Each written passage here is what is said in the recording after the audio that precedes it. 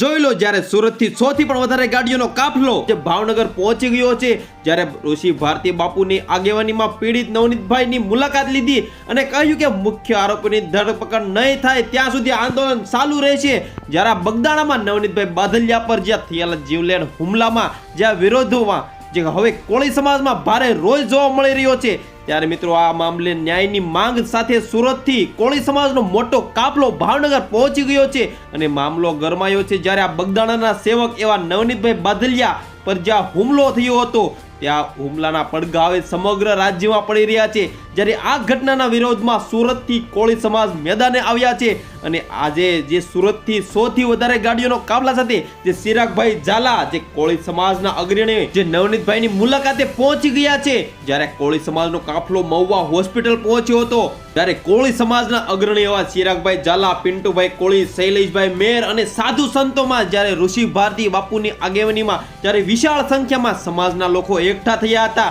અને આ કાફલો સીધો મહુવા હોસ્પિટલ ખાતે પહોંચ્યો હતો, જ્યાં સારવાર લઈ રહેલા નવનીતભાઈની મુલાકાત લીધી હતી અને તેમના ખબર અંતર પૂછ્યા હતા। જ્યારે આ કેસમાં ગંભીરતાને જોતા પોલીસ વિભાગ દ્વારા એસઆઈટી ની રચના કરવામાં આવી છે, જ્યારે એસઆઈટી દ્વારા હાલ તપાસનો ધમધમાટ તેજ કરી દેવામાં આવ્યો છે, પરંતુ કોળી સમાજમાં આ તપાસથી હજી સંતુષ્ટ નથી। જ્યારે સમાજના આગેવાનોનો આક્ષેપ છે કે હજુ સુધી મુખ્ય સૂત્રધારનું નામ પોલીસ ફરિયાદમાં દાખલ કરવામાં આવ્યું નથી। જ્યાં સુધી મુખ્ય આરોપીની ધરપકડ ન થાય ત્યાં સુધી આંદોલન ચાલુ જ રહેશે।